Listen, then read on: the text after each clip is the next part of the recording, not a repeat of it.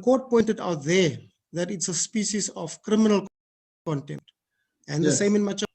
It was a case of criminal contempt. We are not dealing with criminal contempt here. We're dealing with civil contempt. And the judges make that quite clear. You can read Machabeng at paragraph 50. And you can read Mamabolo at paragraphs 34, 35, and paragraph 53. If you want to, we can go through it. But the point that I make is we are dealing here with a different species. It's civil contempt. And civil contempt has been tested in this court, the constitutionality, and it has been declared in PECO as to be constitutional as in Faki, where a court deals with it on motion procedure, isn't it? So that case is completely distinguishable. Okay, well, that's where we differ, Justice Machit, with respect. When we say completely distinct, it's not complete. They're different species of the same thing, or genus of the same thing. Criminal contempt is a crime. Civil contempt is a crime, right? So we're dealing with two crimes. The fact that it's like if you said, I want to assert my Section 35 rights, then you say, no, but the other person was charged with bank robbery. You are charged with murder. It doesn't matter. The Section 35 rights apply to crime, any crime in this country. That's the principle that we seek to assert.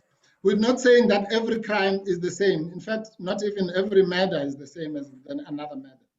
So we accept without qualification that that two crimes. But are they crimes? Yes. And if they are crimes, does Section 35 apply? Yes. If it does, was it infringed? Yes or no. If it was, did Section 36 apply? Yes or no. That is really this case. Despite all, it looks like complicated, but it actually is not. It is a simple matter of whether in a crime of whatever description, the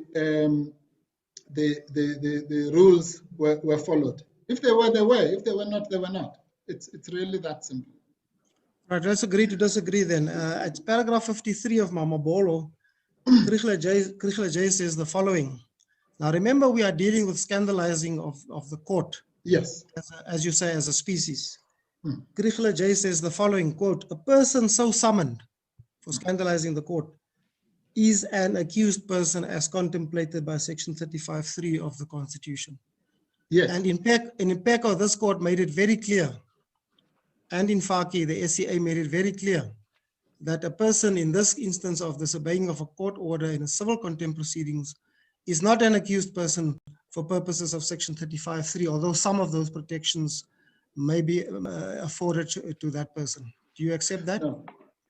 No, not at face value. Let me explain, Justice Majid. And this is where the problem really is about some of these descriptions. In Mamabolo, I think the word that is used is combination or dual nature. And then no, that's in PECO, Mr. Yes. Mr. Well, yes. Mamabolo was Let not me just dealing say with this civil court. Mamabolo was not dealing with civil contempt at all. You're talking about PECO. Yes, whichever. Faki, PECO, Machabeng, doesn't matter. The point here is this. Is the hybridity of these proceedings is often misunderstood. Maybe that's why I'm using that word. The word hybrid might well not be the right word, because, or amalgam, as Justice Kampepe called it in the judgment here. Because an amalgam, as we know, is something which is intractable. So it's an amalgam of certain things. That's why I prefer the word combination or the dual nature, because it's very confusing, this idea of the amalgam. When we say it's a combination, it makes it clear it's a combination of two things, of civil proceedings and criminal proceedings. Now, that is why in Faki they use the word accused in quotes. They say the accused. If you go to paragraph 24, 25 of Faki, it talks about the accused in quotes. That is simply because in that particular context of the entitlement to Section 35 rights, the person is obviously an accused must be regarded as an accused person. It would be foolhardy to talk about Section 35. Section 35 rights are only available to accused persons, by the way, which is what this court said in Zuma 1, in this case, the judgment of Chapter J, correctly, if I may add. So you cannot be entitled to Section 35, if you are entitled to Section 35 rights, then for that purpose you are an accused, full stop. But you are also, because of the unique nature of these proceedings, you are also a respondent or an applicant or whatever in the civil context. But that does not denude you of your status for constitutional purposes as an accused person, right?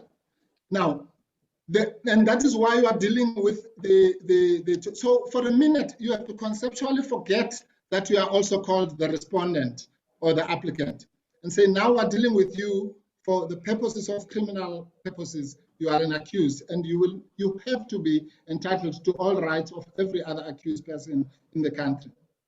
And that is why that distinction is artificial for the purposes of what we are discussing here. So whether it's scandalizing the court or whatever it is, insofar as you are an accused, you are entitled to section, which takes us to De Beer. The De Beer case is an illustration, because we must substance over form. In substance, what Mr. De Beer was accused of doing is exactly the same thing that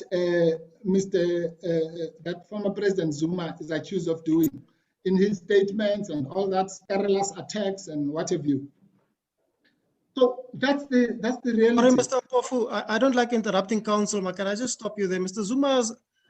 Zuma wasn't sentenced because of the insults and the vilification of the judges or of the judiciary or even of the court. He was sentenced because he was in contempt of a court order, of the order of this court. No, yes. No, I'm afraid that is absolutely not the case, Justice Bachid. We are told in more than 5 passages that what makes this case unique and extreme and so on and unprecedented are the attacks that were made by former President Zuma. We can both go to the judgment. I'll find you not less than 10 passages that refer to that. That is why the minority judgment says, let's conceptually assume that there were not those scurrilous attacks. What would we be left with? We would be left with what you are saying it is, a normal contempt of a court order. But there can never be any denying that in this particular case, what was being punished was even more than the disobedience of the court order, the egregious, scurrilous, and all sorts of adjectives that have been used so to separate that, which is really the thing that took him to jail, rather than I'm now not talking about, let's assume he's guilty of not well, sorry, can I stop you there? You see, yes. We're talking about 2 different things, Mr. Mpofu. You're talking about sentence. I'm not a sentence. I'm talking about his conviction. All I'm saying to you is Mr. Zuma was convicted not for vilifying the judges of this court or the court itself. He was convicted of contempt of court because he disobeyed an order of this court. And that's what the minority also says. That's their finding. Do you accept that? We're not talking about sentence. We're talking about the conviction. Do you accept that? No, I don't accept that you can separate it like that, Justice Machit. I accept that the convict. That's why I said assume for a minute that he was correctly convicted, because I was avoiding that kind of debate. If you assume that he was correctly convicted, that's the point I'm making. Then, of course, even the conviction for that matter, I don't think it can be dissected to say he was only convicted of the one part. But let's assume for argument's sake that that's the case. The point that brings us here is that throughout his trial, quote unquote, his Section 35 rights were denied, right? Whether you are talking about the conviction stage or the sentence stage, the question that must be answered: where is Section 35 rights denied? Yes or no? They might have been denied in stage 1, stage 2, stage 20, or both, or whatever. That's not the level at which we're pitching this case. Mr. Mpofu. Yes, Justice Matlanga. No. You are moving to a different point altogether. Of course, you are entitled to argue that point, and I accept that it goes to the heart of your argument. But that's a different point altogether to what my brother Justice Majid is raising with you. And I do not think it's something that we can simply gloss over. I agree with my brother, subject of course to responses that you may give. You are conflating two totally different issues. My brother is saying the conviction itself related only question of disobeying this court's order. You are quite right in saying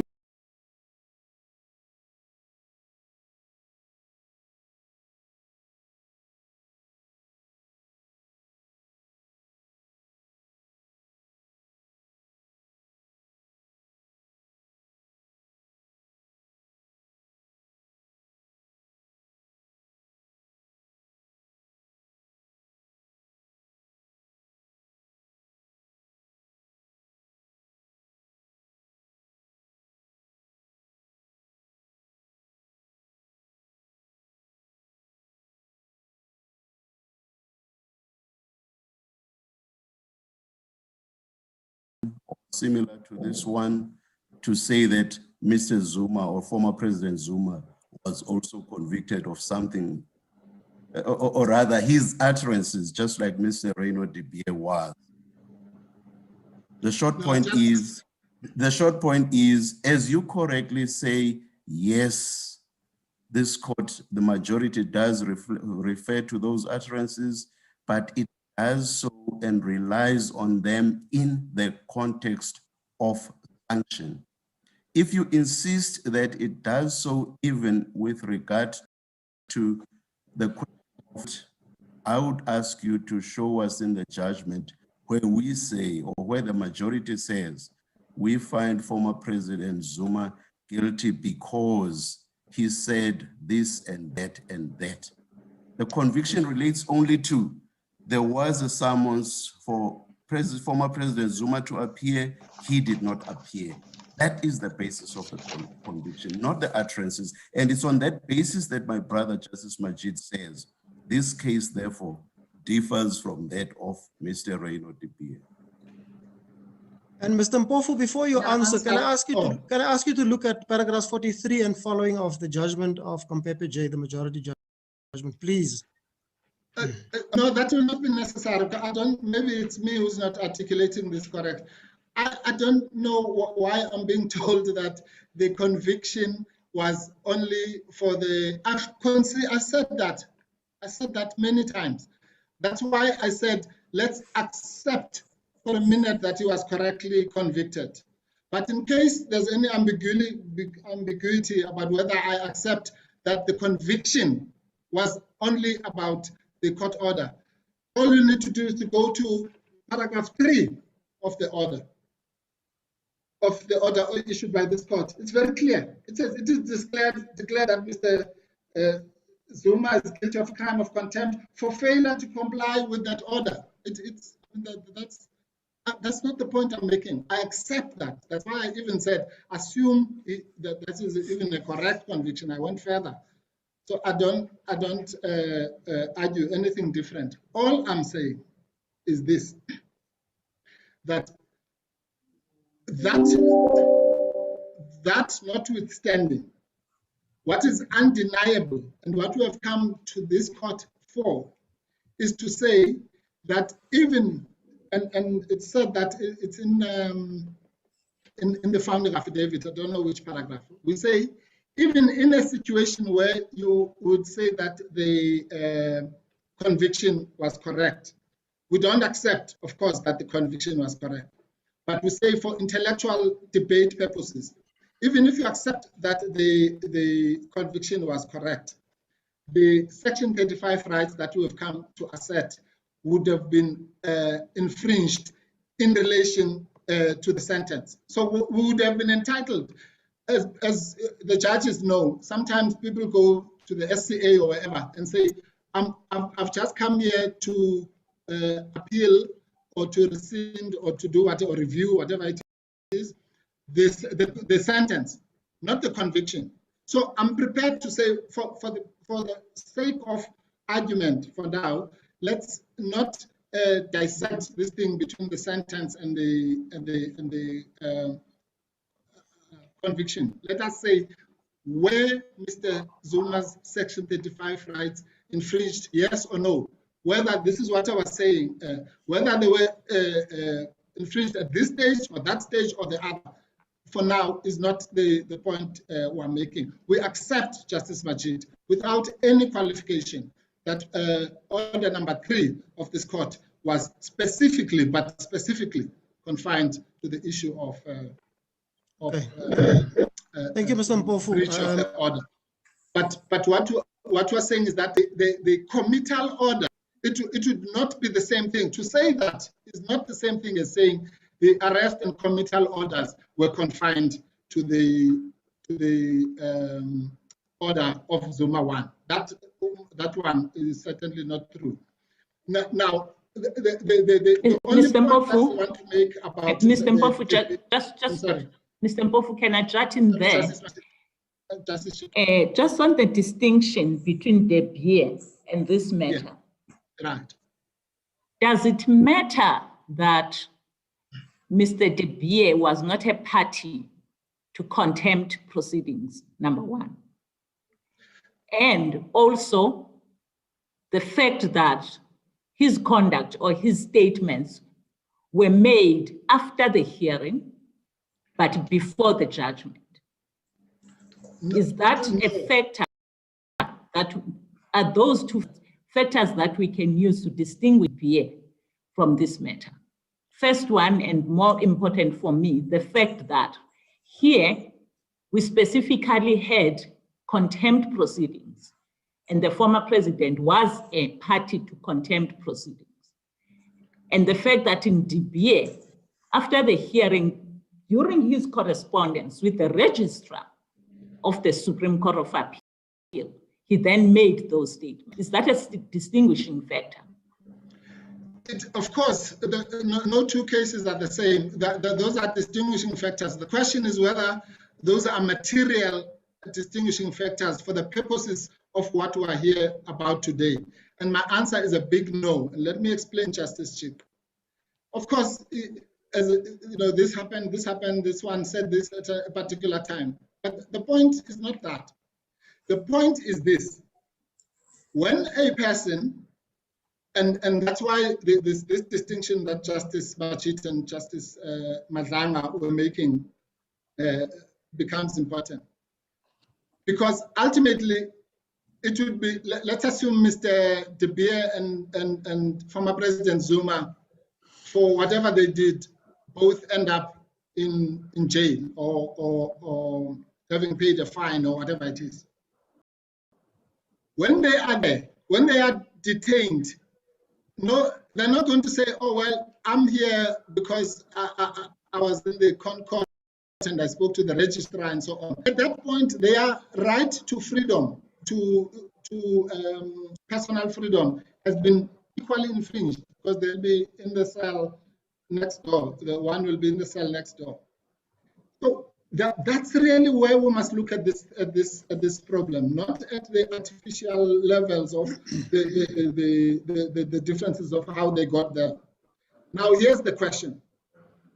And it goes to the point I was making about Section 172. This court in particular, is enjoined to protect the rights of all of us. So this is what the De Beers case raises. If there are two ways in which those rights can be protected, one, let's call it the Zuma way, and the other one is the De Beers way. Which one protects the rights of our people? Is it the route where you do not first begin, go straight to jail, no trial, no mitigation, no appeal? Or is it the De Beers way, which says the matter is bad, you've been scurrilous and all that, but you're going to go to the States Court, you're going to go to the High Court, you're going to go to the SCA, and maybe you'll end up in the Constitutional Court. Which of the two is the discharge of the duty of this court to protect the rights of those two people, Mr. Zuma, Mr. De Beers, standing in front of you, both of them? If the court chooses to adopt the Zuma way, then it is exceeding its powers, it is abrogating his rights. If the court, as the SCA did, chooses the De Beers way, then it is vindicating Mr. De Beers' rights. It is that simple. And secondly, the issue is this, and that is why the minority actually coincidentally suggested what we call the De Beers way. So what we really have here is that within the space, and that is, this case is unprecedented in that fashion as well, within the space of 48 hours, 7 judges preferred the Zuma way, and the 7 judges preferred the De Beers way. That's where we are as a country. Sorry, Mr. Mpofu, I must take issue with that. Yes. You say in your heads, even if De Beers, you and I disagree on it, but as I see it, De Beers is scandalizing the court. It's a completely different case. You say in your heads at page 4, paragraph 8, significant in the approach of our 2 highest appellate courts in the handling of similar crimes requires some attention. Now, even if De Beers was on point, if it was comparable to this case, then obviously the doctrine of stare decisis would have meant that that court would have been bound by this court's decision, isn't it? So it would have been irrelevant anyway. Yes, you see, of course you are right, Justice. Because there's no 2 appellate courts, highest appellate courts in this country, Mr. Mpofu. There's only one. It's the apex court. It's been like that for 8 years, 2013. Yes, no, Justice Majid, you know, at the level of technicality and ranking the courts and all that, you're 100% right. But that's not the point I'm making. I know very well about stare decisis. What I'm saying is the following, that 2 crimes, and I have to go back to this, because this one was scandalizing the court. The word similar means exactly that they're not the same, right? But the point I'm making is that 2 persons, let's forget the technicalities and the Latin, 2 persons who have done the same thing. One is dealt with in a way that vindicates their Section 35 rights, and they get a trial, a proper trial as we all know it. The other one does not get that trial. It's the same as the distinction that is made with respect artificially about the case of P.W. Botha. Of course, P.W. Botha was charged under Commissions Act. Of course, we all know that. But what is, let's forget about these artificial things. What did P.W. Botha do? He defied a commission of inquiry.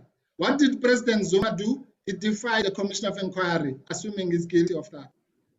The point of the matter, the difference between P.W. Botha, the way he was treated, and the way this court treated President Zuma, is that P.W. Botha ended up going to court, getting a suspended sentence or a fine and so on, having all his rights of appeal, and he actually exercised them and appealed.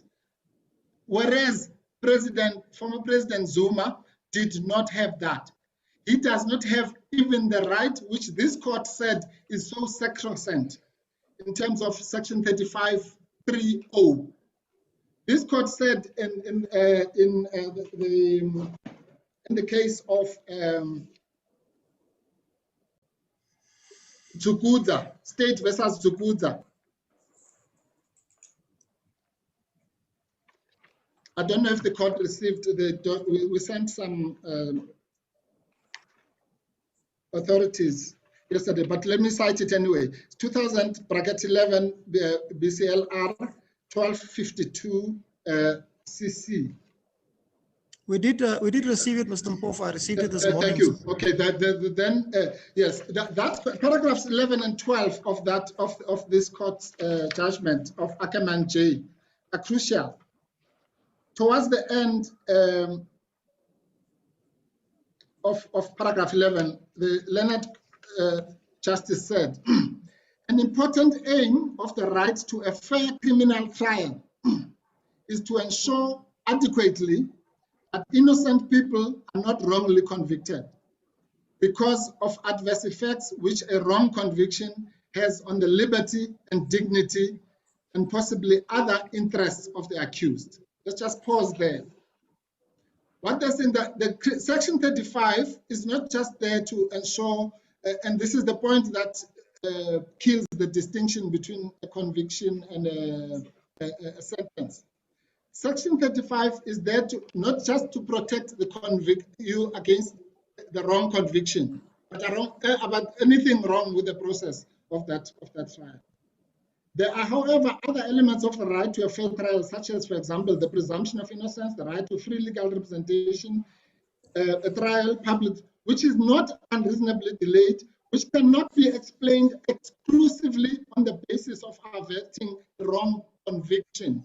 It's not all about a conviction, but which arise primarily from considerations of dignity and equality. Now, dignity and equality has no eyes as to whether now we're dealing with sentence, now we're dealing with section 174, now we're dealing with this or that or the other. Mr. Mpofu, may I please of course. take you to the matter of Mr. P.W. Botha. Would a more apt comparator not be this? If after Mr. P.W. Botha had disobeyed the commission, there had been an application to court for him to be ordered to comply with a summons. This is on the assumption that the Conciliation Commission also issued summons, to comply with a summons issued by that commission. And then upon his failure to comply with that summons and therefore not here before the commission in accordance with that summons, for there to be an application for contempt of court, wouldn't that be a more apt comparator? Because there was no question of the interposition of any contempt of court. So on that basis, at least at face value, it seems to me that there is no comparison at all. Okay, Justice Mazanga, I have to say this again, I'm sorry.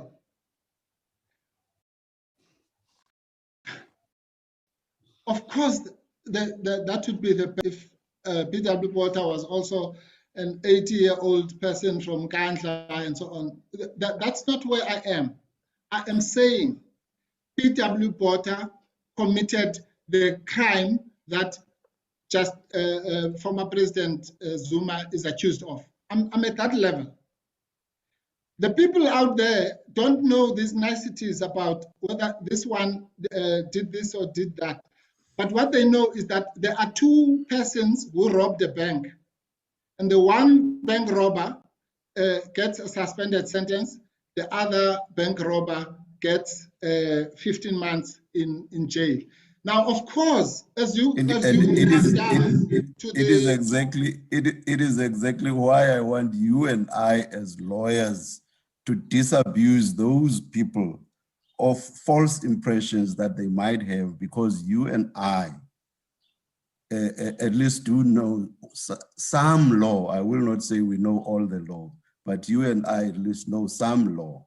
So we should disabuse their minds of any wrong impressions they might have. And No. for the reasons I gave, your comparator is not an up comparator, but of course, yes, you are still responding.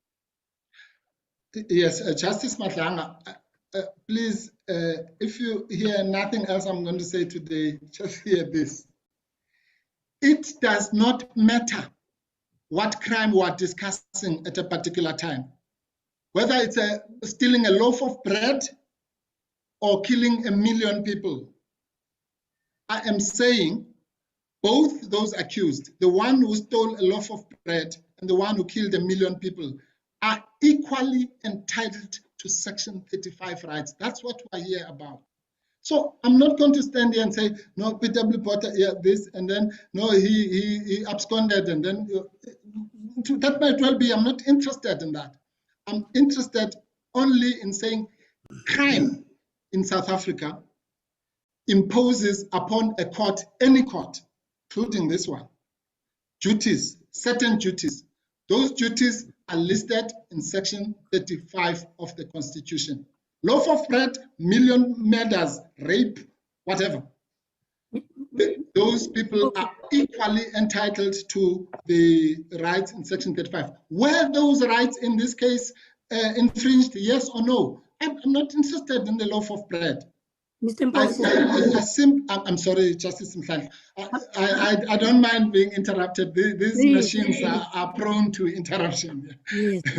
I just wanted to find out from you the status of the directions which were issued by this court after the hearing, where we asked the former president, Mr. Zuma, to submit an affidavit dealing with, amongst others, the question of sanction. What do you say to that?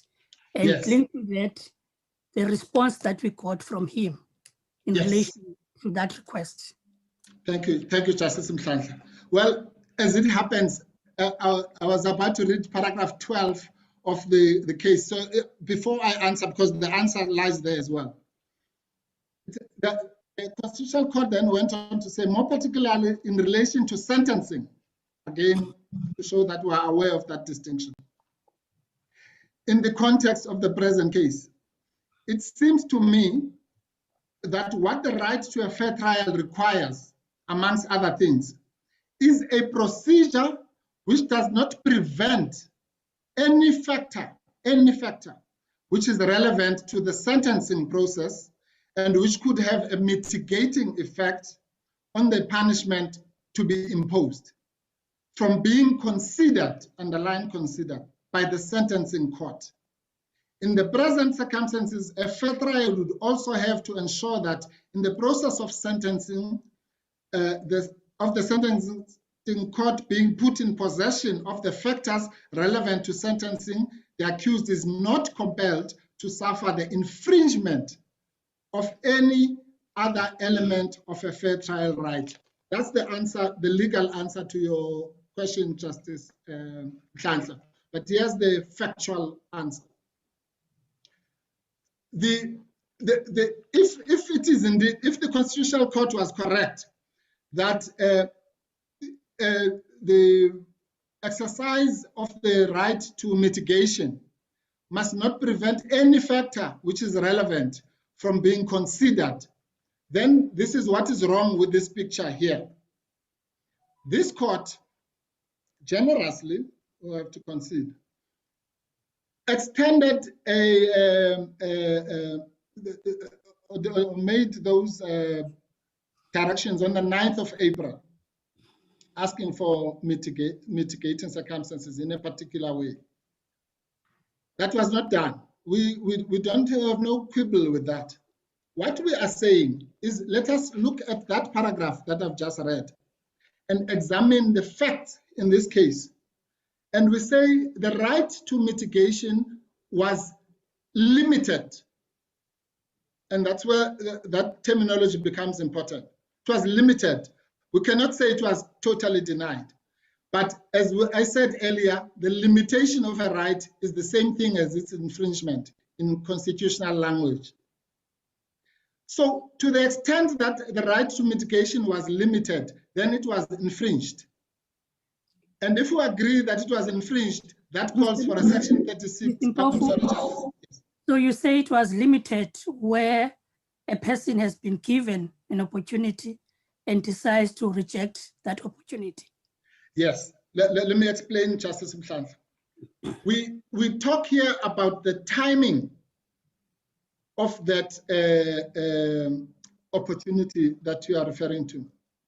We say that to the extent that that opportunity was given before conviction, then the right was limited. Why? Because we all know that under normal circumstances throughout the whole country, and we make the point that even in non-criminal proceedings, even in labor-related disciplinary matters at work, you undergo your process, you get convicted, and then at that point, you are asked for mitigation. You cannot be asked for mitigation in April and be convicted on the 29th of June. I'm sorry.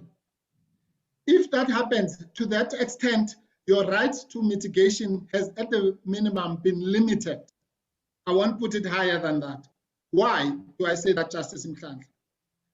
You know, as you know from the normal courts, Mr. X could be convicted on the 9th of April. And then he's called to court on the 9th of April. And they say, give us mitigation just in case we'll find you guilty in July. Now, Mr. X will say, okay, well, yes, you know, I'm in charge of 2 children and what have you. And then in May, Mr. X's parents both die.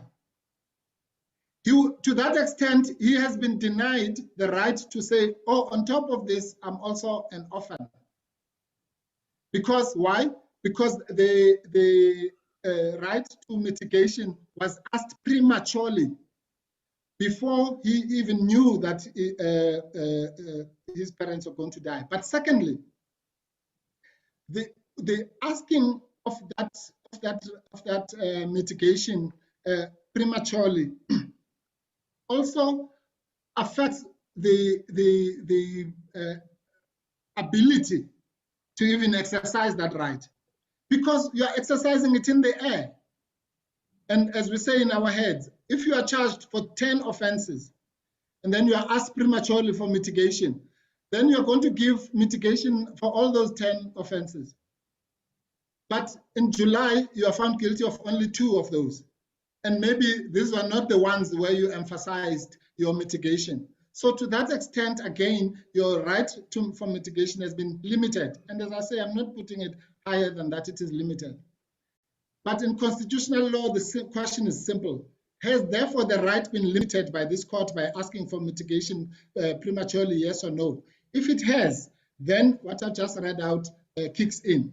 Because the sentencing court, which is the court that said the sentencing court must not be prevented from considering any factor which is relevant to sentencing, to the sentencing process, and which could have a mitigating effect on the punishment to be imposed. That's what this court said, and this court was right. So that's what we say about that right. It was limited. We accept without fail that to some extent it was granted. 50%, 60%, I don't know. 90%, we might differ. But anyone who can argue that that right was extended 100% in these circumstances, then does not understand what that paragraph 12 of this case is saying. And that's the point. Mr. Mpofu, this way, if you are correct, we all know that, oh, sorry, continue. If you are correct on that point, Mr. Mpofu, right, then what you are suggesting is that the court would have to then vacate the sanction, but the actual conviction of contempt, that is para 3, will still stand. And what would happen then? What would be the next step? Would that mean that what the court would have to then again issue directions and ask a former president to submit, make submissions on sentence, or what? Well, if that's what justice, the justice takes time, I'm afraid, the real justice. And that is why that the idea that Mr. Zuma must be bundled to court, or rather to jail, because it will take long, as the majority said, it will take long to traverse, I think the expression was, all the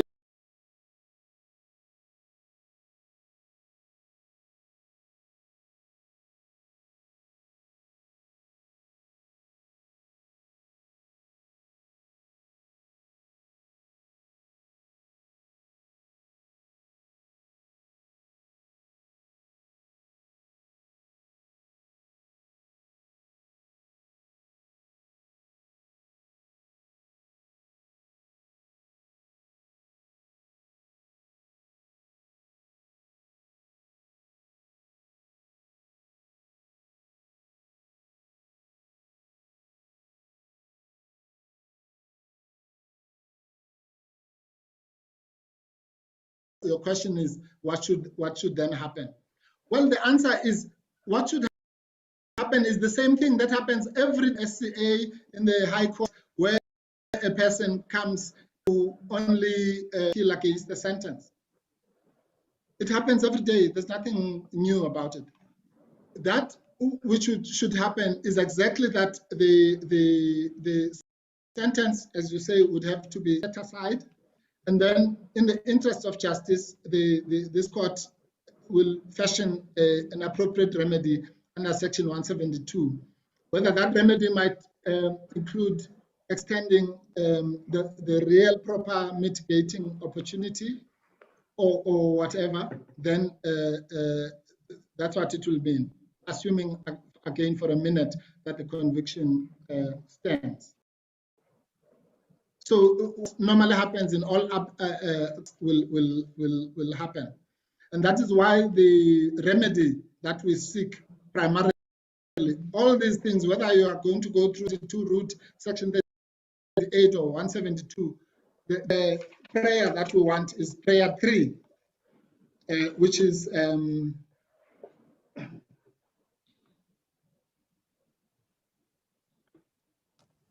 that paragraph 3, 4, 5, and 6 of the order of this honorable court be set aside. That's at page 2 of the papers. So again, it goes to this notion that this is a disguised appeal. It's nothing of the sort. What we're saying is that the two things, whether it's an appeal or review or rescission or whatever, they all come to the same road, which is set aside. So the fact that we also want those paragraphs 3, 4, and 5, 6 to be set aside is neither here nor there. But that's what should happen. That's a short answer, Justice Nhlanhla. But let me just quickly roll back to the conviction, so that it must be clear that why paragraph 3 is included in that array. Let's just finalize this point, yes. Mr. Mpofu. Does affording a person a right to be heard mean that such a right should always be afforded in a manner similar in all respects? No. To a criminal trial? No. It does not mean, it certainly doesn't mean that. It's like audi alteram partem. It can be exercised in many rights, but there's only one way in which it cannot be exercised. It is in a way that limits that right. Otherwise, it can do it in different ways.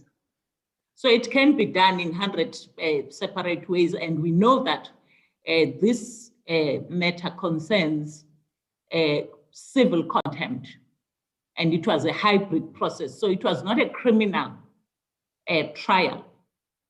No. Yeah. Yes, I accept that, Justice Chick. As I said to Justice Machit, let's for now. No. I understand that. You know, I'm leading a question to you. Yes. Okay. The former president wrote a letter after receiving those directions.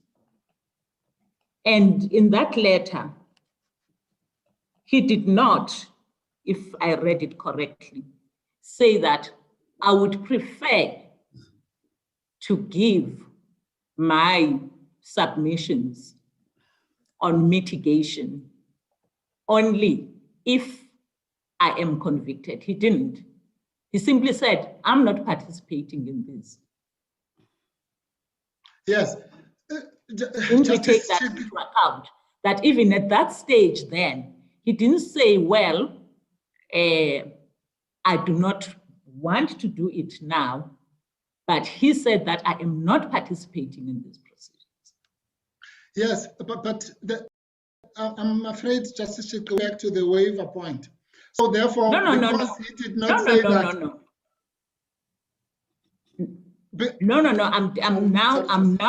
I'm now saying he did respond. Yeah. Right.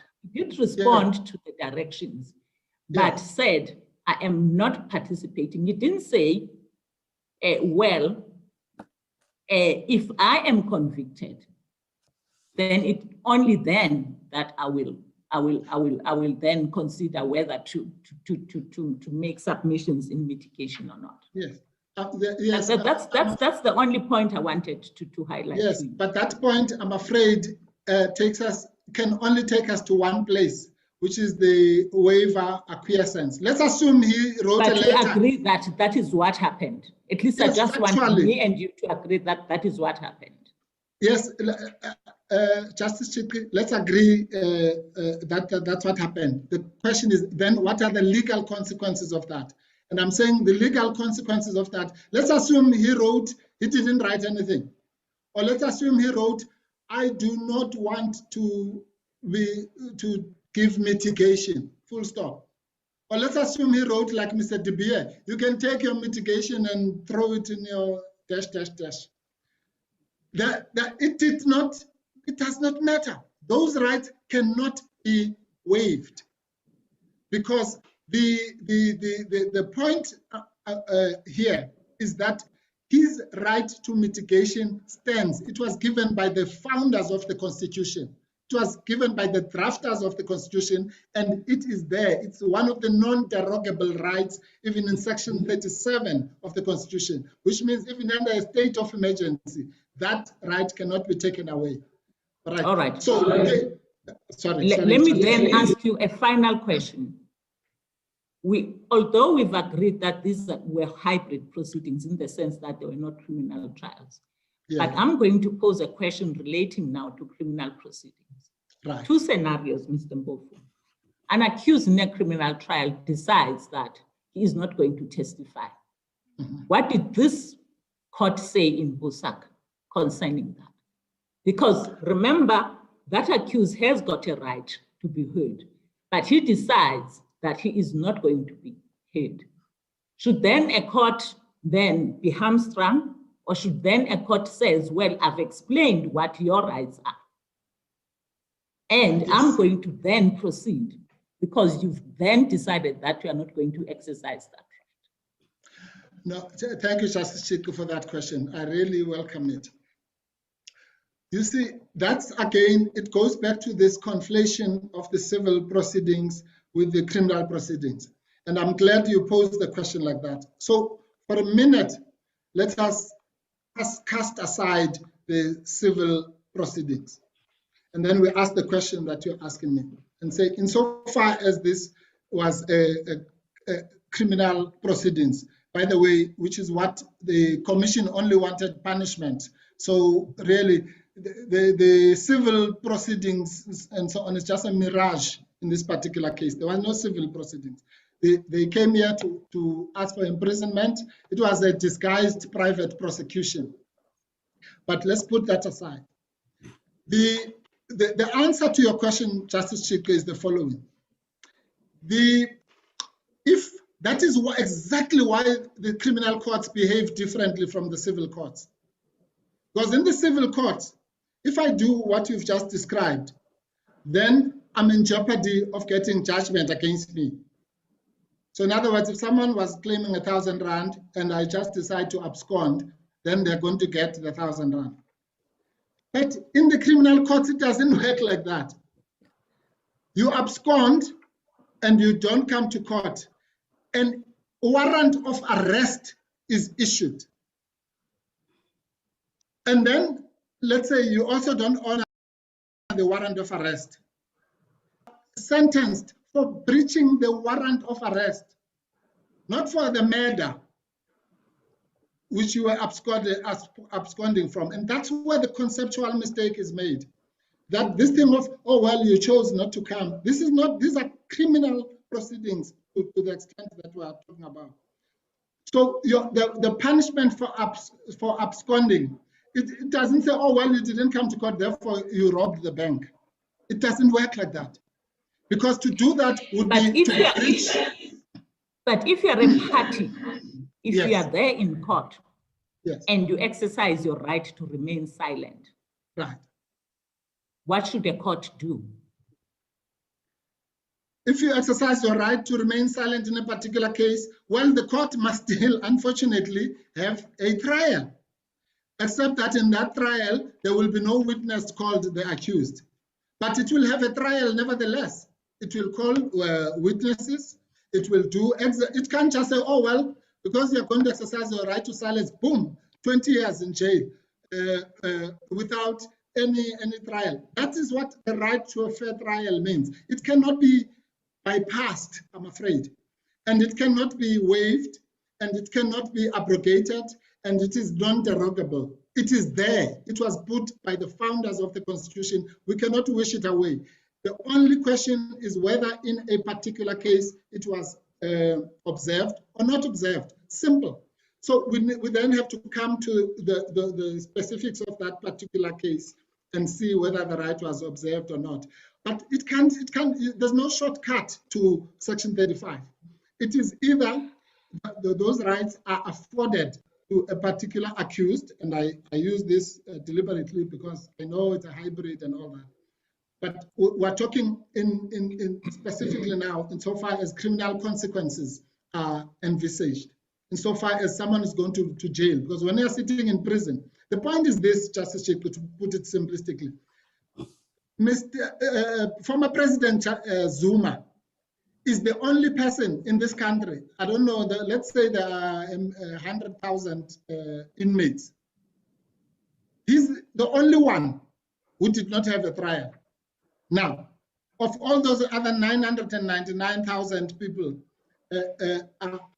had a trial. So it does not. Mr. Mpofu, I think before I ask this question, we are going to move to another point. Right. And I think you've responded to me. I just wanted to wrap up this whole issue about him having been given an opportunity to say something in mitigation. And when I looked at his letter, he deliberately did not say that, well, look, I'll only do it in the event I have been found guilty of this contempt. He simply said that on conscientious reasons, I am not willing to participate in that, and that's all, not more. And yes. I was saying to you that it's not as if he was not given an opportunity. And I just wanted to wrap up on what Justice Mhlandla and you were debating. You yes. can proceed and deal with it. Thank you very much. Thank you very much, Justice Chiku. Yes. Well, to round off that point before I move to the next point, which is about the right to appeal. All we are saying is, yes, let's not waste time on denying, saying no, he didn't. Let's assume, as I say, he didn't even write any letter. The fact remains that he is entitled to that right. Or rather, let me put it more bluntly. The court is obliged, has a duty to afford him that right. And I have no doubt that when this court extended that, it was fully aware that that former President Zuma was not participating in these proceedings. And that's why I said it was a generous offer indeed. But that does not change the fact that it was generous does not change the fact that it was limited and did not go the full extent of that right in Section 35. And that is so, then the right was infringed. If that is so, then Section 36 should have been applied. If that is so, then the court omitted to do that, and the court, that is a rescindable constitutional error. The mere fact, just what I've just described, if I'm right. Assume I'm right in all three. Assume that the right was not given in full. Assume that after it was not given in full, the Section 36 was not applied to it. Then it's a no-brainer then that what should then happen is that the resultant order, which comes from that kind of process, which is tainted, quote unquote, in terms of the constitution, the procedure prescribed by the Constitution, then must be rescinded. There's no doubt about that. But let's then move to the right to appeal. Mr. Mpofu? I'm sorry.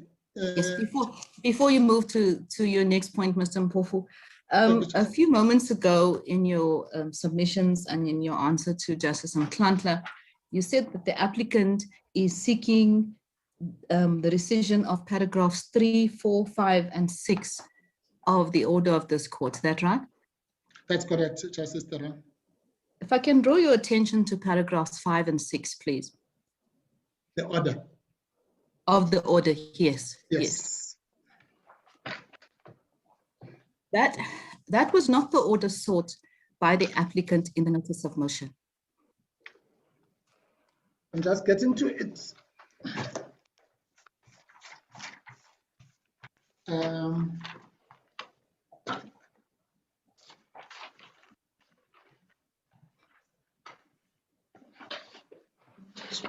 Sorry, I'm sorry. Yes, I'm there now, Justice Theron. You are referring to 5.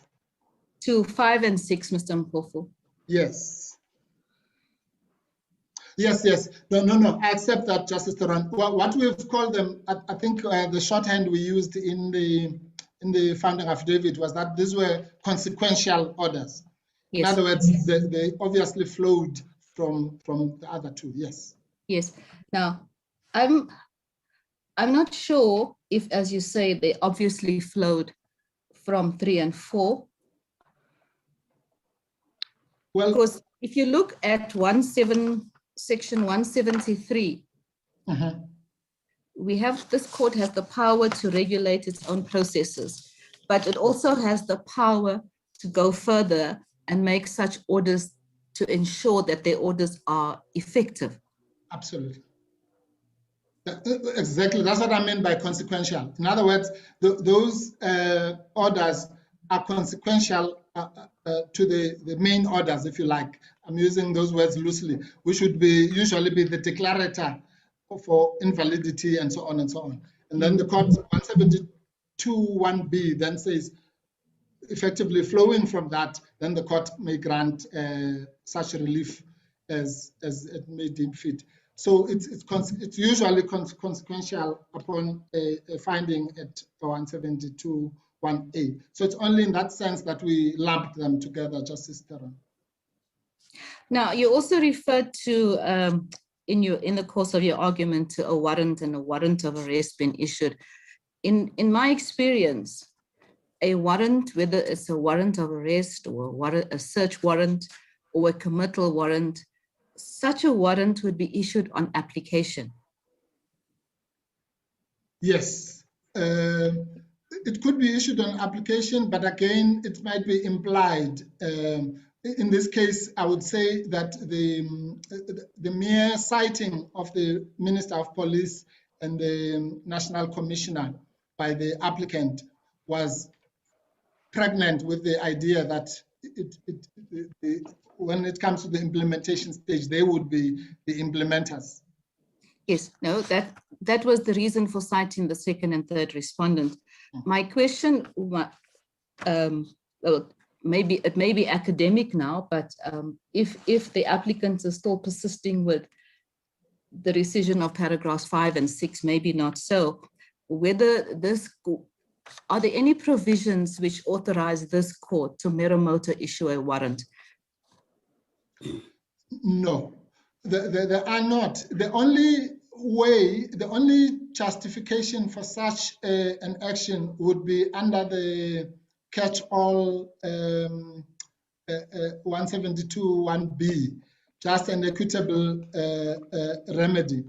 But in my respectful submission, that section cannot go as far as to authorize the court to issue a warrant. But let me add this very quickly, Justice Theron.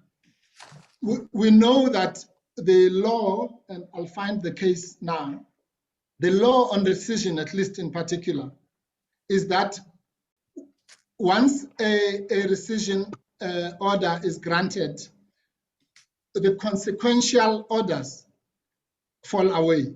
And the case that I have in mind, and I will refer to later, was about ejectment orders. So it was said in that case that once the main relief, I can't remember what it was now, probably to declare who's the owner or whatever, is rescinded, then the ejectment order will automatically fall away. So it is that I'm assuming in favor of the court for now that assuming the court had the power to issue those orders, then they will, and that's why we have prayer 3, they would suffer the same fate as the mother orders which gave rise to them. Thank you, Mr. Mpofu. Thank you, Justice. Mpofu, can I just ask you on that aspect? If a court grants a judgment, let's say it's a default of payment of a bond, court grants judgment in a monetary sum, declares the property executable, and also orders that the respondent must do everything necessary to comply with that order for execution, and failing which the sheriff must do everything possible, and so forth. We know those kind of orders. Yes. If you on rescission succeed and you get an order setting aside the default judgment, you don't need an order setting aside the order to make payment, the order to comply with execution. Everything falls away. It's consequential, isn't it? Well, it's not that simple, but yes, it is consequential. I've said that. But what we're talking about here is something much more. We're talking about almost a standalone deprivation of somebody's liberty by the so-called consequential orders. That's why I was giving the long answer. But yes, at the level of what I call the main orders and the orders that follow, obviously that it happens again all the time in the court. Sometimes, as you know, Justice Majid, the court doesn't even go to say, even in review proceedings, for example, the court might say, this is invalid.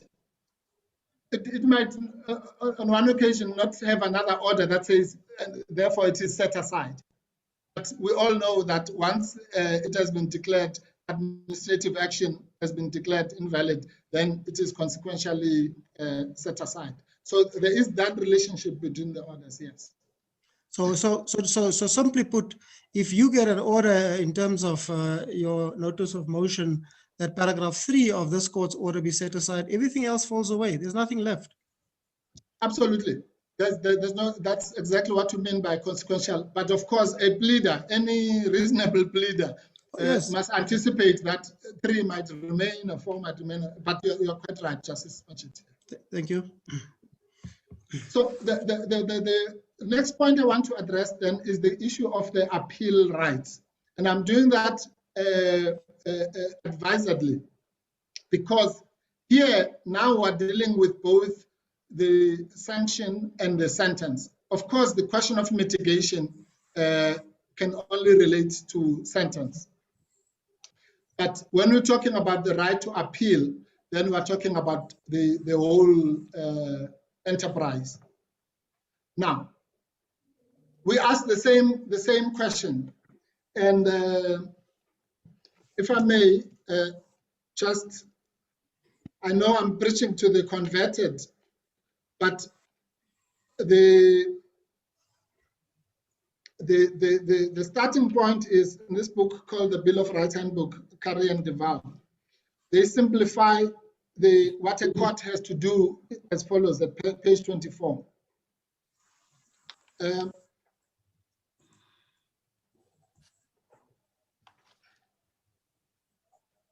The first step is the normal first step in the substance stage litigation involves interpreting the provisions of the Bill of Rights.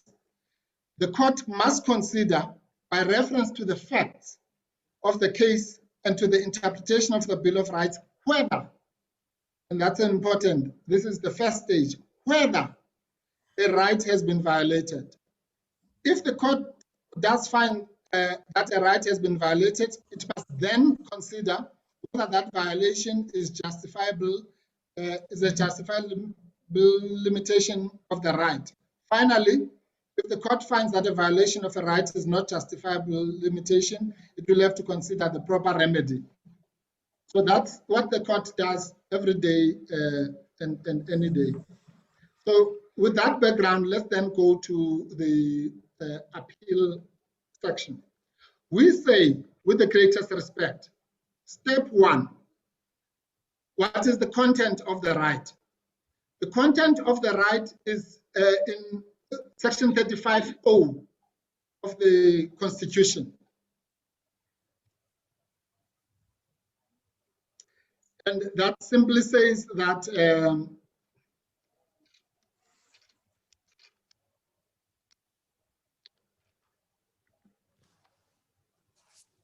every accused person, everyone who's arrested for allegedly committing an offense or has the right, every accused person has a right to a fair trial, which includes the right of appeal or review by a higher court. So every person, including former President Zuma, has a right of appeal or review by a higher court.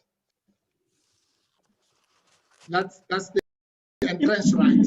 Now, the intro in that section says everyone who is arrested for allegedly committing an offense, then the rest comes. So are you then saying in the contempt proceedings, because no, no, I'm sorry, you're reading the wrong part, Justice. It's 35(3), not 35(1). Okay. Thank you. Thank you. All right. 35(3) then says that you are every accused person, quote unquote, is a right of appeal to a higher court. Now, this is what we say. Again, let's simplify it. Was former President Zuma afforded or denied this right by the conduct of the court? Yes or no? No. The question is, was it justified? If the answer is no, again, I'm afraid the answer is still no. And therefore, comes back to your question, Justice Mklanka, what should then happen? Then it means before you get to that question, what should we make of the fact that the proceedings in this particular case, direct access had been granted? Yes. And we know that there is no right of appeal there.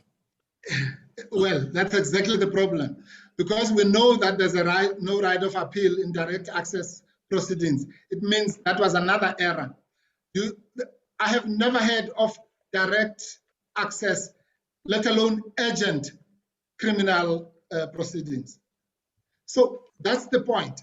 The point and the reason for that is exactly because we have such a thing as Section 35.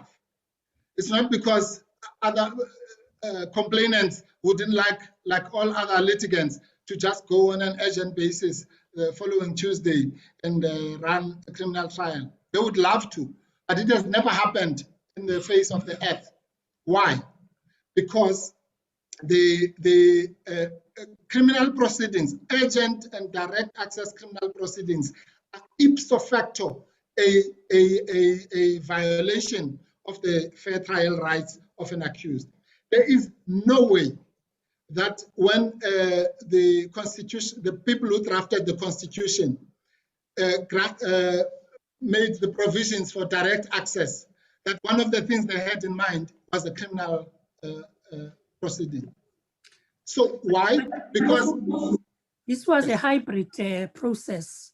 Yes, I know, but let's assume, that's what I'm saying, insofar as it is also, that hybrid has got somewhere in it a criminal proceedings, okay? So insofar as that's what I'm saying, let's assume it was a combination of 10 things. I'm only talking about the part where it is criminal proceedings. I know there'll be the other proceedings and so on. But insofar as criminal consequences are envisaged, there is no way, I'm prepared to put my neck on the block on this one, that the direct access provisions envisaged the complete wiping out of Section 35 rights. It cannot be. And that was the approach that was taken by this court in S versus Renz, one of the cases that we submitted yesterday. I think it was Justice Madala, where it was said that if any provision of the Constitution, any other provision, in other words, one that is not in the Bill of Rights, that must be interpreted, of course, in conform. It can never be interpreted to breach the Bill of Rights. So the direct access provisions, I think in Section 167, can never be interpreted to deny somebody their birthright and fundamental rights, which are enshrined in Section 35(0). That would be the biggest travesty of justice. So it is no answer to this point to say, because then it's just a secular reasoning, to say no, but the right of appeal was denied because of the direct access. That doesn't work that way, because firstly, let's start at we agree that the right of appeal was denied. Then we must stop there and say, well, what are we know the reason is direct access. We'll come to that just now. But if that right was denied, then what should happen? If that right was denied, then it must be applied, Section 36 analysis must be applied, and so on and so on, those 3 steps that I read out. So it all turns out on the facts, I'm afraid. So the facts, the law is very simple. The facts are, was the right of appeal denied, yes or no? And I will just now demonstrate that that right was denied. When this court elects to sit as a court of first instance, which is what I said in the morning, then it literally is relegating itself, and I'm not saying that negatively, in a positive way, because we know that there were reasons why this was done. But for legal purposes, it then relegates itself to be treated like any other court of first instance in criminal proceedings. Whether that is the High Court, the Regional Court, or what have you, or the SCA. Well, the SCA is never a court of first instance. But let's say it was a High Court or a Regional Court or a Magistrate Court. Now, once the court does that, once it clothes itself with the robes of the court of first instance, then it must not be expected to be treated as an appellate court. That's another conceptual mistake that is being made in this case. Of course, we know this is the highest court in the land. Of course, it's the apex court and so on and so on. But in this instance, it brushed itself as a court of first instance. And to that extent, then it must extend the rights in Section 35, as I say, is a catalog. It's actually, these are instructions, let's call them that. The rights in Section 35 are instructions which are given to every court of first instance, including this one. And if any of those instructions is not carried out, then a breach has happened. Now, for good reasons, for bad reasons, for indifferent reasons, it doesn't matter. But once, as a rights holder, it's my business that this was done for this or that reason. As a rights holder, all I want to know is, I got these things in Section 35, I tick them. Was this one done? Yes, no, yes, no. If it was not done, it was not done. And if it was not done, there must be legal consequences. Now, I'm saying this then. In this court said in Shinga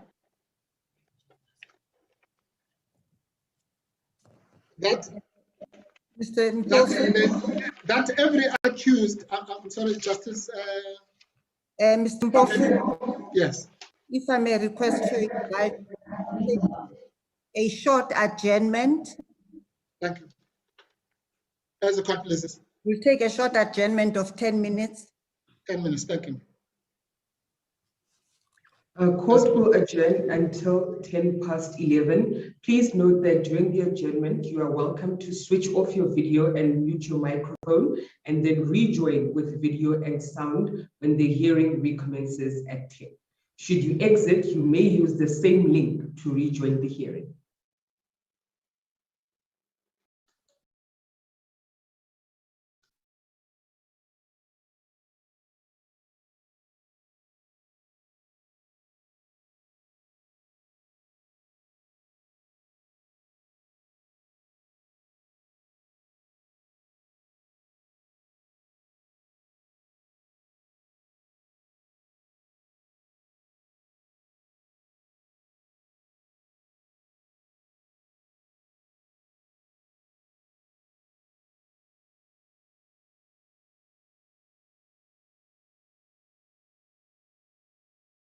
I'll go 2 chambers on there. Carisha, can you hear us?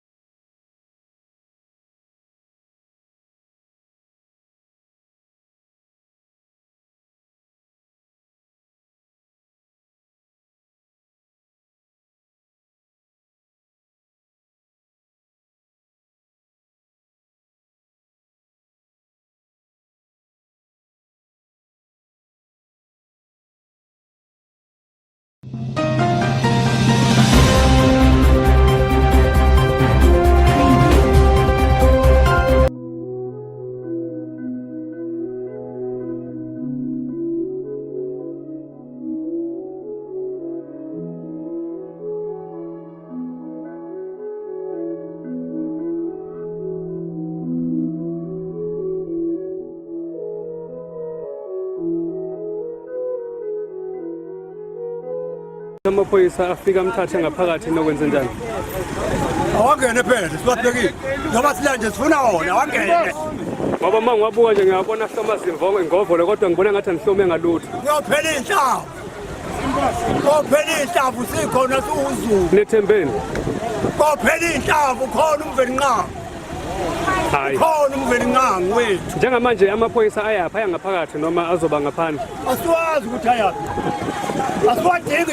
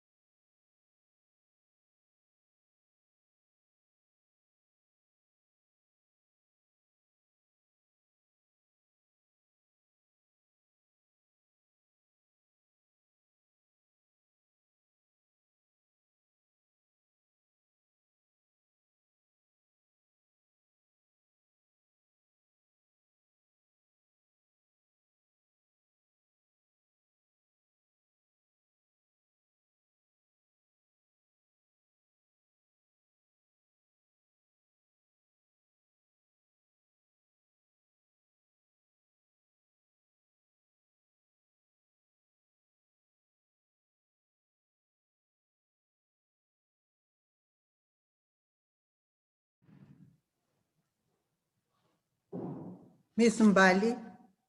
Justice Khampepe and justices, all counsel are now online. Thank you, ma'am. Mr. Mpofu.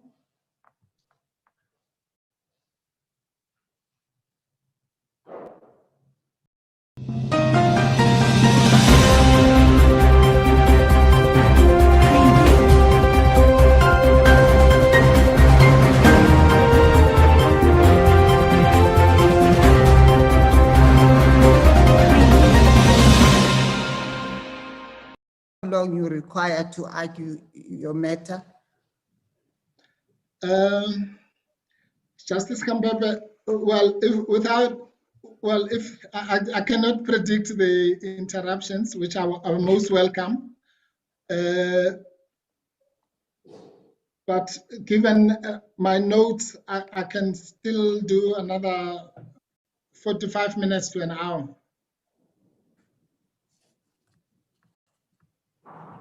Justice Khampepe, That should be sufficient. That should be sufficient. Thank you. I'll try and time myself. Justice Khampepe, before Mr. Mpofu proceeds, can I please ask Mr. Naidu to check with Justice Pillay? I don't see her online, please.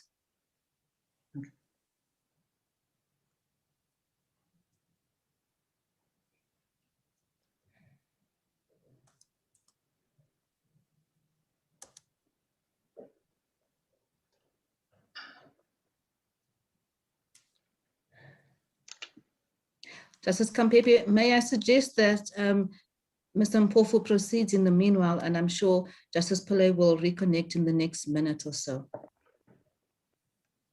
Okay. Thank you. You may proceed, Mr. Mpofu. Thank you very much, Justice Kampepe.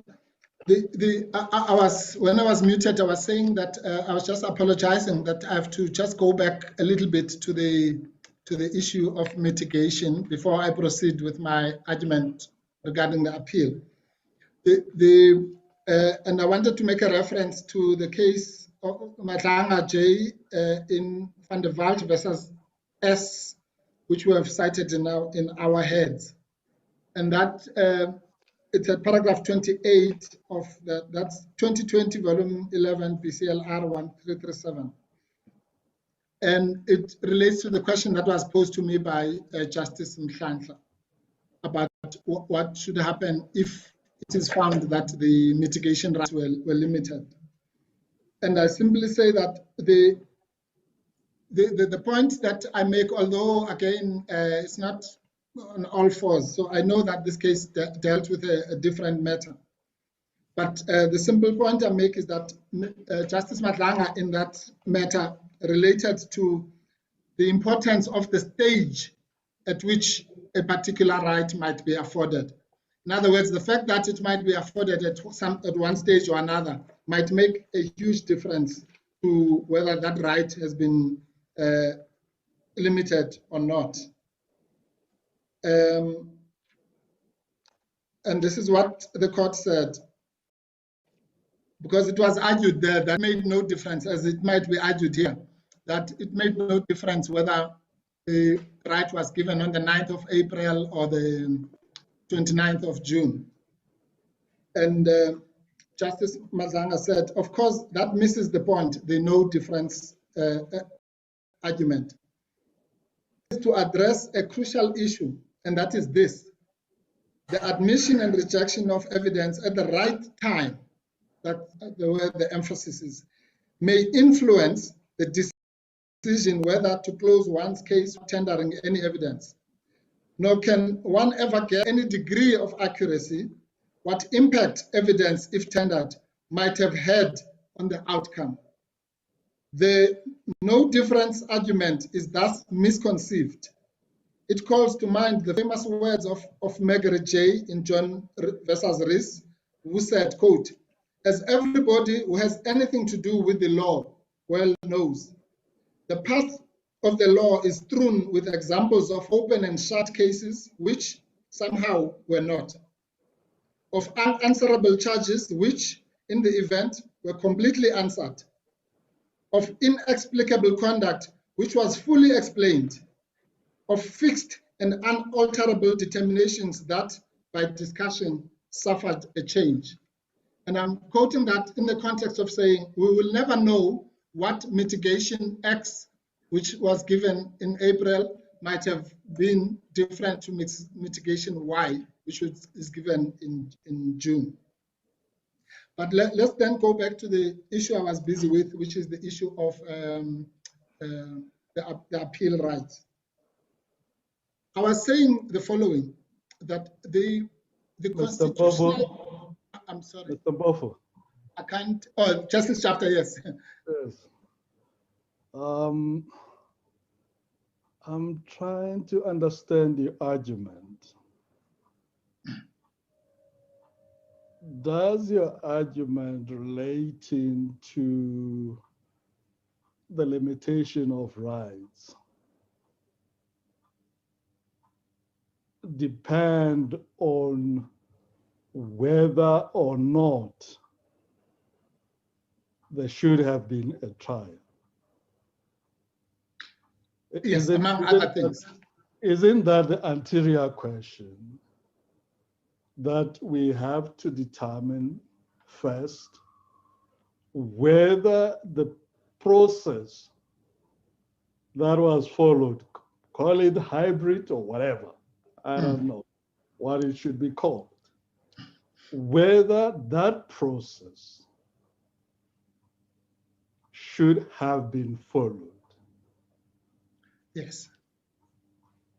And if you say it shouldn't have been followed, why should it not have been followed?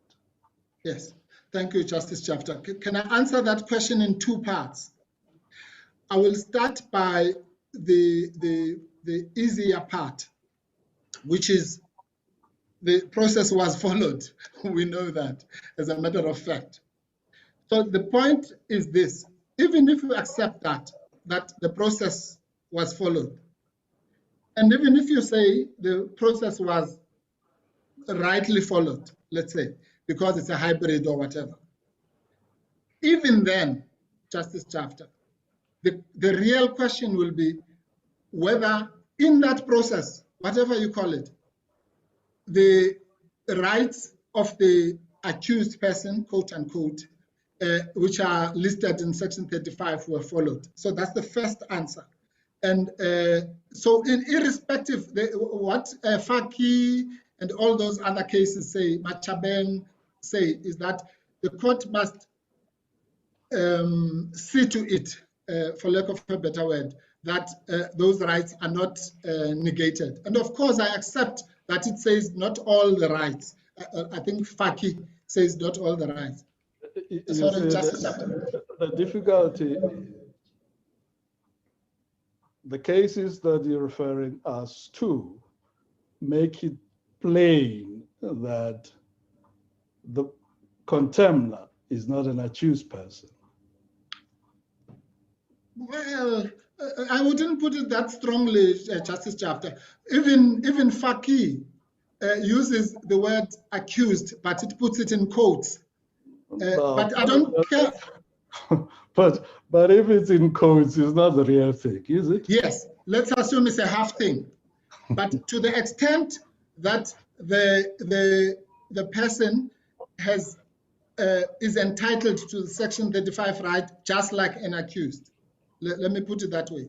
So sorry, Justice Chafter. You see the difficulty that I have, and I know it's not the fault of the litigants. It might be the fault of the judiciary itself in not clarifying some of these things. The difficulty that I have is this.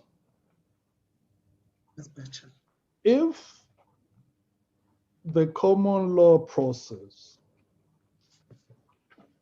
which led to a criminal sanction being imposed for a crime, and I agree with you that it doesn't matter whether it is in the context of civil contempt. Contempt of court is a crime. That's what the law says. We accept that. Now, the difficulty is this. The common law rule or process allowed the common law process, yes, in relation to contempt, allowed for a process where in civil proceedings there would be a criminal conviction followed by a criminal penalty. Okay? And when you look at the Constitution, the scheme of the Constitution, you see a distinction being drawn between those two processes. Okay? The Constitution, in some respects, tells us that there should be a trial. Now, the question is whether the common law process, which is well established, is compatible with the demand by the Constitution that there should be a trial. Yes. Now, isn't that the the point that we need to resolve first, because if the common law process is constitutionally compliant,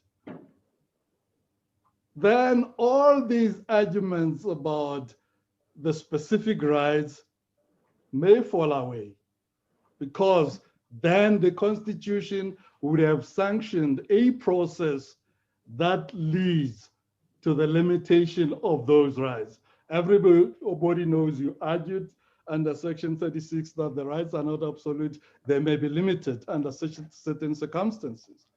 So I want to understand whether or not our Constitution demands that before someone can be convicted of crime and have a criminal penalty imposed, that there should be a trial.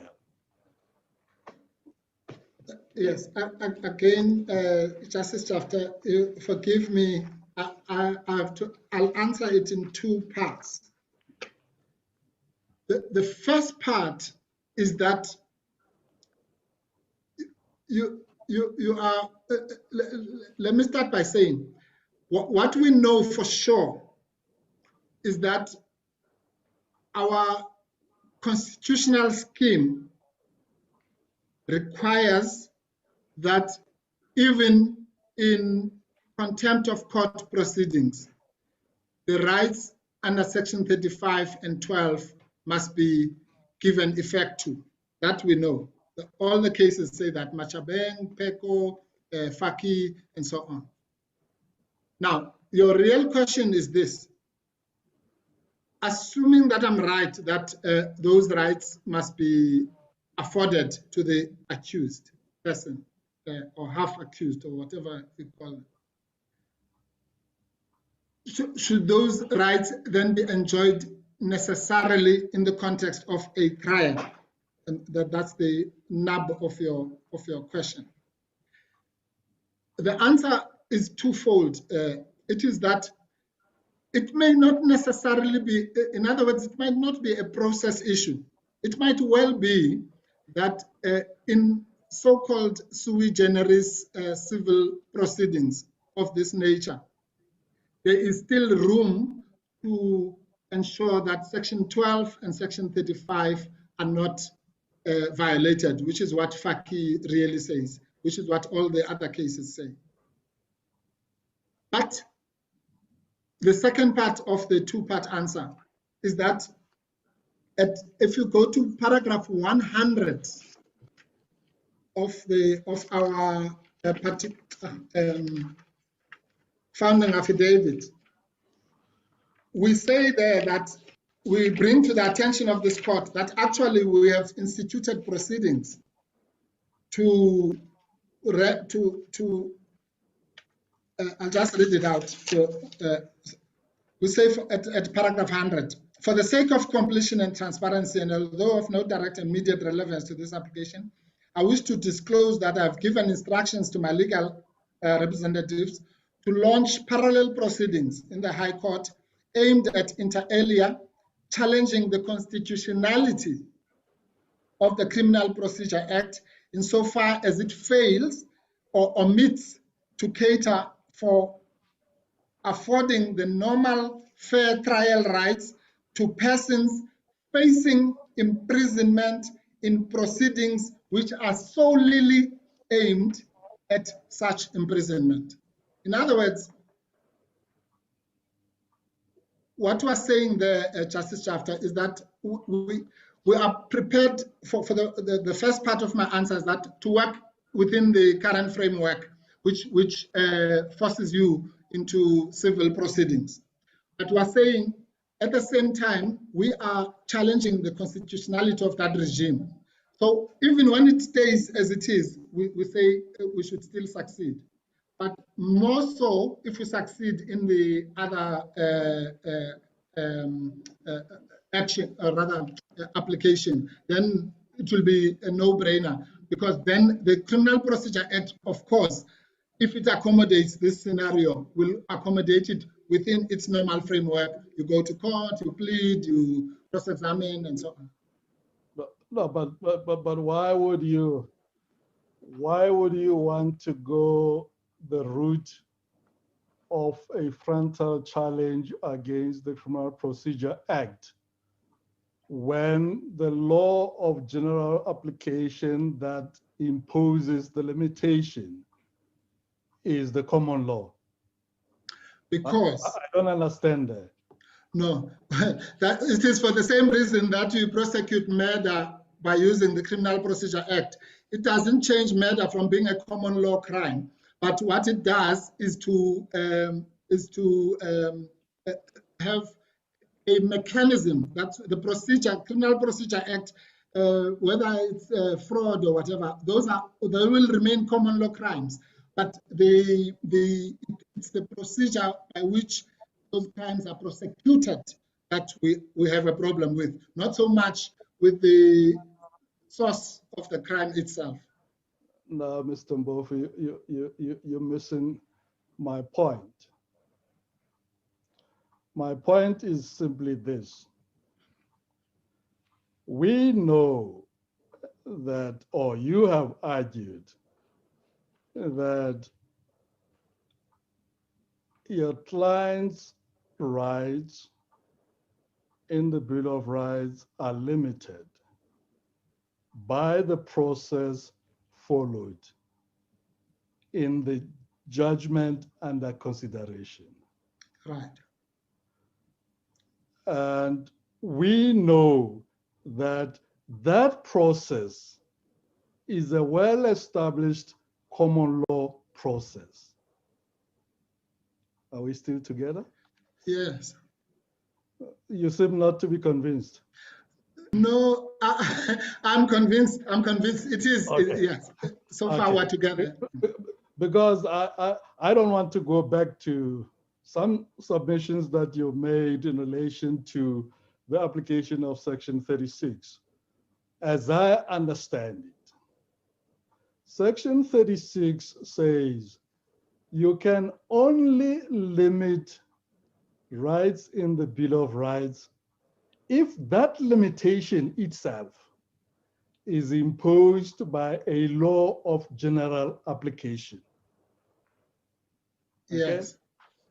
Secondly, that limitation must be reasonable and justifiable in an open and democratic society.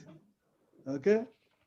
Now we know here that what was relied upon by the Commission in moving the court to determine whether your client was guilty of contempt of court relating to not obeying a court order, that process is permitted under the common law. So the common law becomes the law of general application, which imposes this limitation your client is complaining about.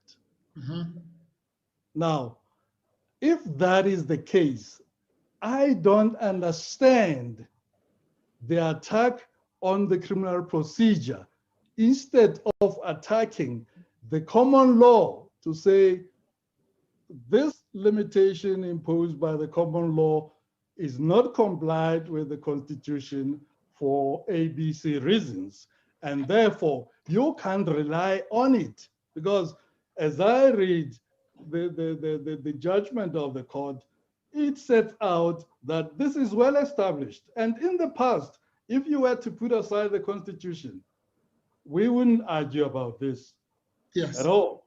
We argue about it because there is the imposition of the Constitution. It's a well-established procedure under the common law. So that is in that context that I say, I don't appreciate the answer that says, we have gone to Pietermaritzburg to challenge the Criminal Procedure Act, because what is going to happen in Pietermaritzburg is not going to give us an answer relating to whether or not the common law process or procedure that had been followed is constitutionally compliant? Well, then I completely don't understand that part, because my understanding is that if the Criminal Procedure Act is amended, yes, and therefore the Parliament then imposes a new process because of that case that we have, then ipso facto, that new process will override the common law process to the extent that, well, that's what legislation is. It either codifies or amends, quote unquote, the common law. But let me put that aside for now. Maybe it will be debated in Maritzburg. The point I was simply making, Justice Chafter, is the following. yeah. Let's look at now these particular proceedings we have here as primarily as rescission proceedings. Then you will say to me, well, Mr. Mpofu, what is this rescindable error that you are complaining about in this area that we are discussing? And we are saying the rescindable error is the fact that the majority judgment, unlike the minority judgment, failed or omitted, that's the rescindable omission, omitted to even apply what Justice Chafter, what you are saying to me. In other words, they ought to have done a Section 36 analysis and then maybe come up with the answer that you have just given me. But they failed at the first block because they did not even, unlike the minority, they did not even think that there was a violation, let alone any need for a justification analysis. And if we are right on that narrow basis, that a Section 36 exercise, whatever its outcome is going to be in the end, it doesn't matter, was not done. It might well be that, let's say, if the majority had said, we're doing a Section 36, but we find that it's justified. And then the minority says, we're doing a Section 36, we find that it's not justified. Then we would have no reason to complain, because that would be like an appeal. But we're not appealing here. We're simply saying the failure to follow a prescribed process by the Constitution is itself a rescindable error.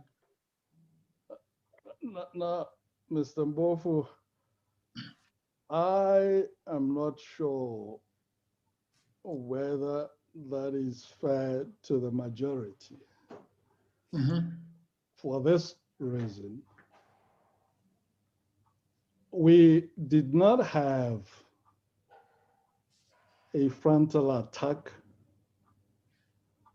on any law of general application which would have taken us into the ambit of Section 36. If you look at Mamabulo that you referred to, there was a frontal attack. And when there is a frontal attack, you and I know that you have a two-stage inquiry that you have to follow. First stage, you ask the question, is there a limitation of a guaranteed right? Yes. If the answer is no, that's the end of the matter.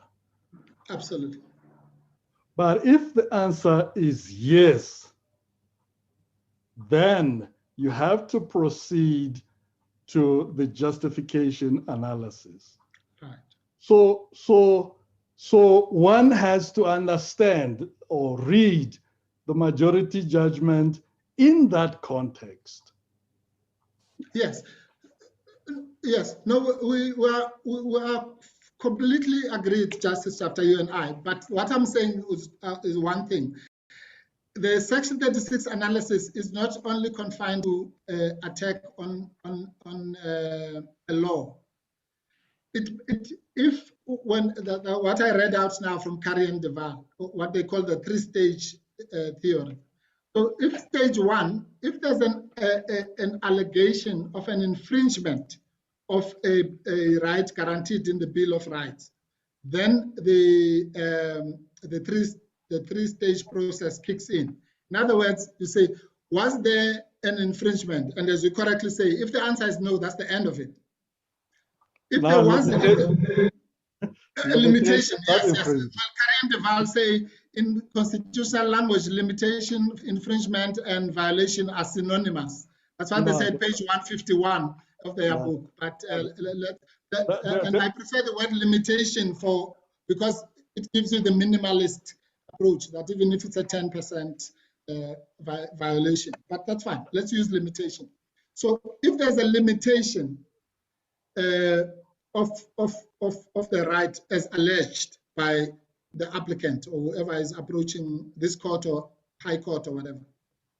Once the answer is yes to that first question, then you have to move to the second question, because rights are not absolute. So it's not a simple thing of saying, did you limit my right? Yes, and therefore I must get a remedy. You have to go to the second stage, which is the crucial stage that we are discussing now, namely whether there's a justification. Now, all I'm saying, Justice Chafter, is that there was no frontal attack. You are correct in this case, but that did not stop the minority from applying a Section 36 analysis. Why? Because exactly of what I've just said, because there were allegations of, or at least there was an examination of whether or not Section 35, Section 12, and all those rights had been violated or not. And it's inevitable. Once you have that examination, it can only lead you to one thing. I mean, to two roads. The answer is no, as you say, then we'll all go home. But if the answer is yes, then you have to apply a Section 36 application. Now, what I'm saying is a very narrow point, which is that the mere failure of the majority, assume for now that we have established at a factual level that there were inroads, limitations, whatever you call it, into the rights of the applicant. Then the success of the minority to go to stage 2 and the failure of the majority to go to stage 2 is a rescindable error. That's all we're saying. Without preempting what the outcome would be, please, Justice Chafter, it would be different if we were coming here and say, as I say, the majority did a Section 36 analysis, but they found wrongly. Then we appeal. We say, no, we agree with the minority. But that's not what we're doing. And that's where the confusion with the other side, when they accuse us of having an appeal in this court, is misplaced. Am I wrong, or did I understand the majority wrong? Because the impression that I have is that the majority came to the conclusion that the justification analysis under Section 36 doesn't even arise in this matter. That is why they did not undertake it. So there is a finding, or rather a conclusion, a legal conclusion, that to the effect that justification analysis doesn't apply here. Now, short of an appeal, can we reconsider that legal conclusion? Is it not binding on us? No, Justice Chafter. No, then if that argument were to hold, then we must scrap the process called rescission, because every time you do a rescission, it is that court, let's say whether it was the SCA and so on, which would have made the finding. Now you'll be chasing your tail if you're going to be saying, well, the judgment that you want to rescind is binding on the very court. No, the issue is this: in a rescission, as you correctly found out, just in the case of sorry.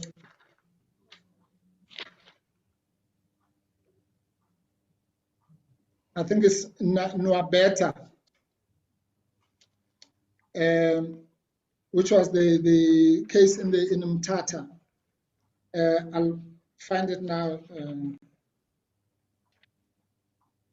You, Justice Chafter, as you then were at that point, said that if three things, I'm paraphrasing, if the error, explaining what the error might be, that it might be an irregularity or the court acting outside of its competence.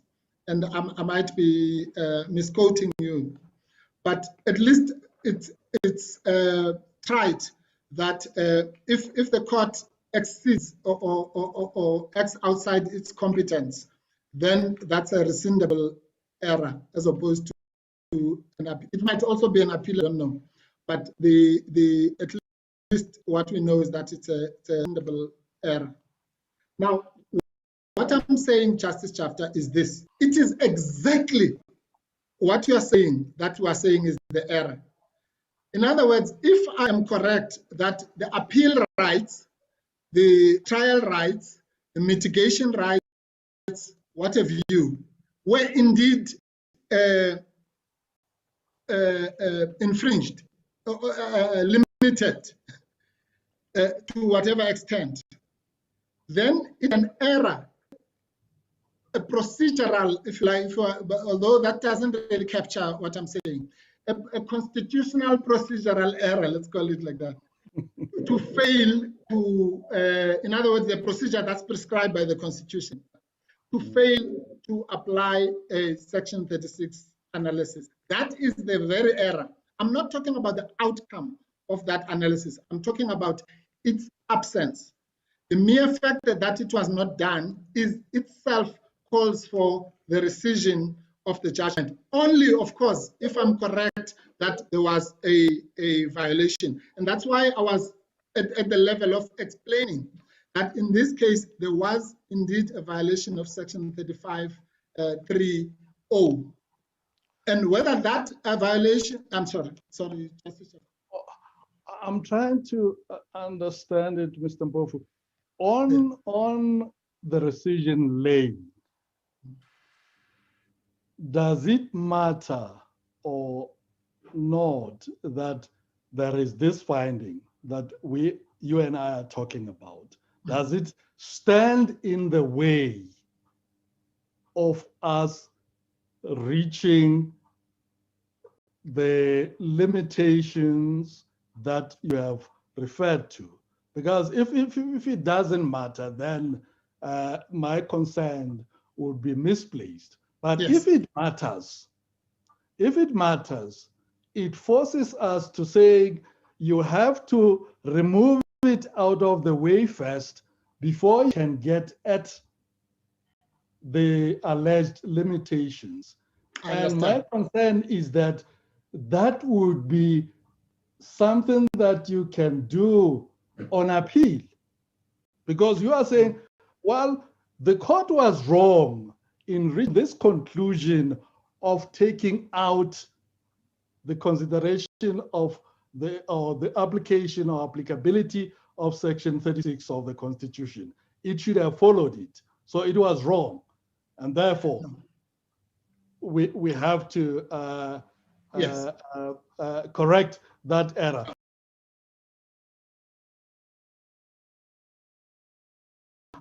I am not sure with the lay.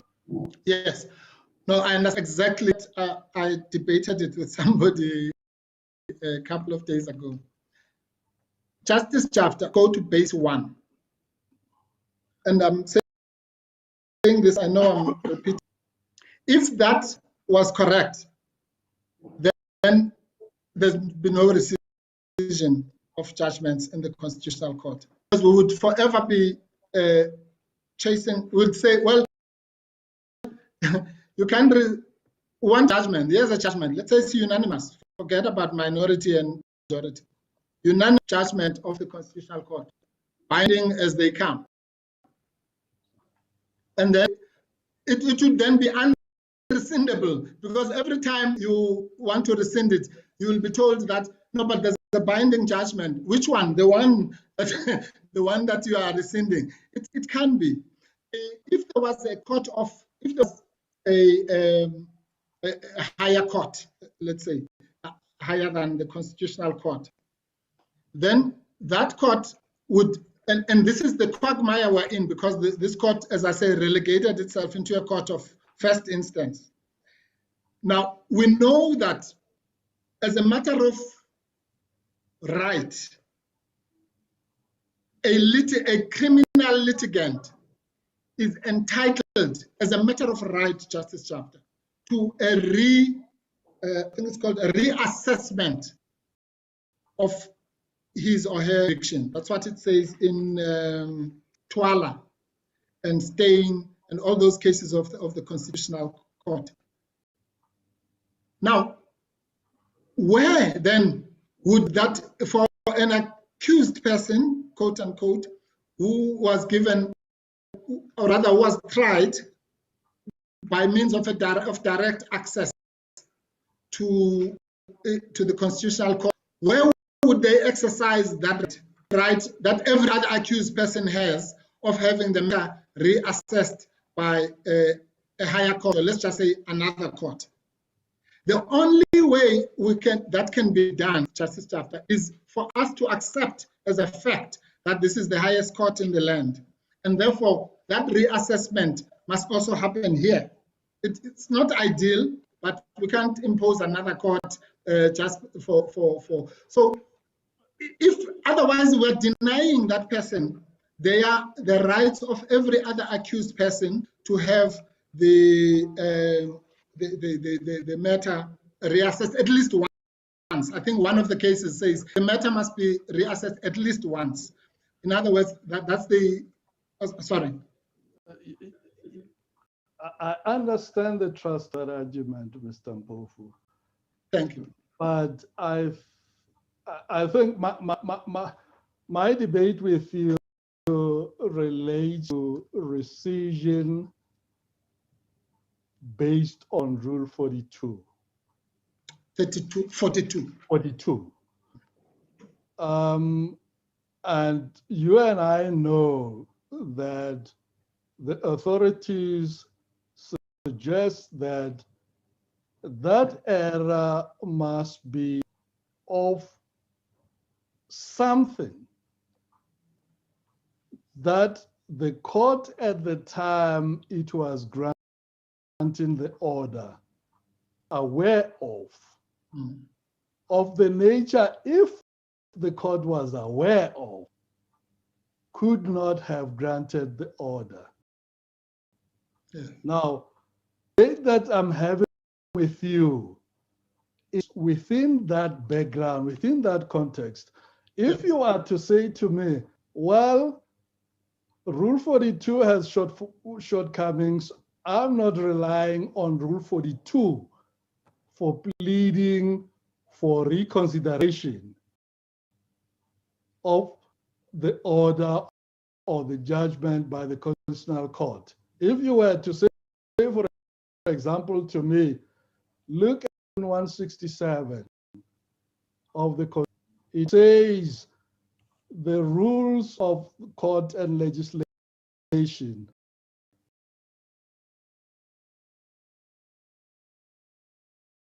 must facilitate in the interest of justice. That would be a different pathway altogether. But I am debating at present the 42 pathway. And that Rule 42 pathway has its own requirements. They are well established. And it seems where a court has said, no, what you are doing, minority, it's not right because Section 36 does not apply. To me, that appears not to fit neatly within the requirements of Rule 42? Well, unless that can only be so, Justice Jafta, if permitted to then go and look at the facts and see whether or not indeed the Section 36 are not got. And that's the point I was making. If it doesn't matter what the majority or minority says, but if upon looking coldly at the